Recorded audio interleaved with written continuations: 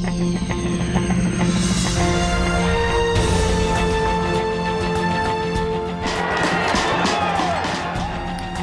led to the Stanley Cup riots? The report's in, and it gives police and Vancouver city officials some sobering thoughts.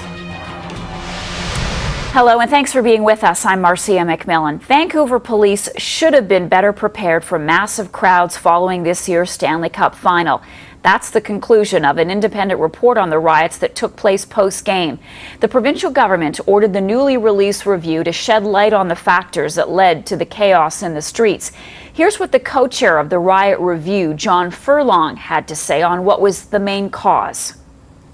It is our opinion, and we've stated it in the report, that a huge factor in what happened that day was alcohol. And there was free-flowing alcohol pretty well all day, and it had an enormous impact on the atmosphere and the attitude and the behavior of people from fairly early on and right to the end of the day.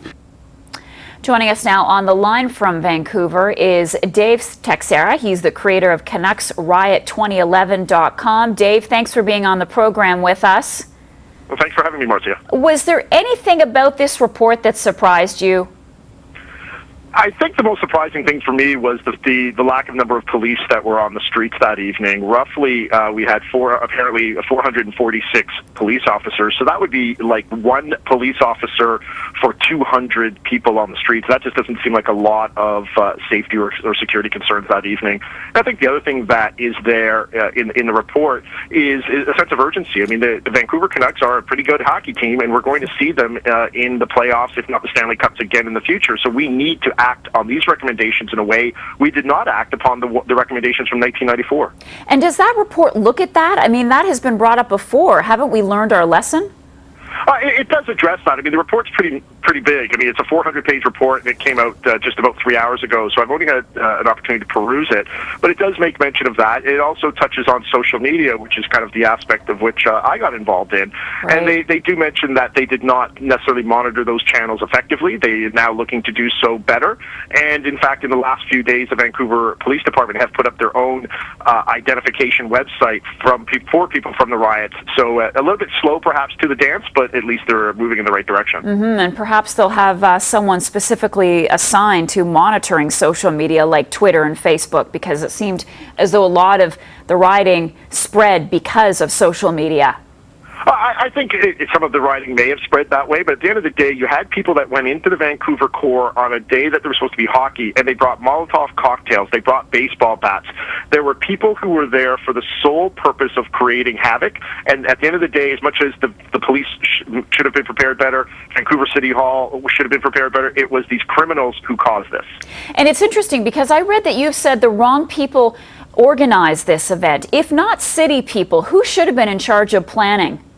Well, in my opinion, elected officials and municipal officials are there to ensure that we have our parks clean, that our water's delivered, and our garbage is picked up. They're there to provide municipal services. They're not party planners. During the Olympics, 17 days out here, we somewhat allowed the IOC to bring in experts to run that function. And that is what we should be doing at a municipal level when it comes to these large celebrations. We should not be trying to manage them with our own in-house staff, the same people who handle small-scale events. We need to bring in experts if we're going to do these things, and I hope we do continue to do these things. It brings it's a lot of fun, and it brings a lot of attention to our city. Hopefully we can have the right type of attention brought to Vancouver. I want to ask you your opinion on something, because after the event, when people watched that video, or perhaps people that watched it unfold live that night, there was some speculation that maybe the cops weren't moving in because it was damned if you do, damned if you don't. Everyone has a cell phone or some type of recording device, and police are just too afraid to confront thugs now for fear of it coming back on them. I haven't heard that specifically in this case, but I mean, all the video that I've seen, and I've seen literally hundreds of hours of video, and it's on the website CanucksRiot2011.com, I don't think there's been a single instance of police brutality or anything like that. So that was unfounded during this event. Is it something that might play in the back of their minds? Absolutely. But I think at the end of the day, especially in this instance, the public at large support what the police were trying to do that evening. They just did not have the coordination from leaders that evening to make it happen, and that's the problem that they faced. And just quickly, tell us about your website, Canucks Riot 2011. What's it done to help police? Well, what it's done is we've so far forwarded about 150 to 180 ID'd suspects to the Vancouver Police. We've had conversations with both Premier Clark's office, Vancouver City Hall, Vancouver Police in an effort to help them, and we've also offered our services to them, and hopefully we can bring these criminals to justice quickly.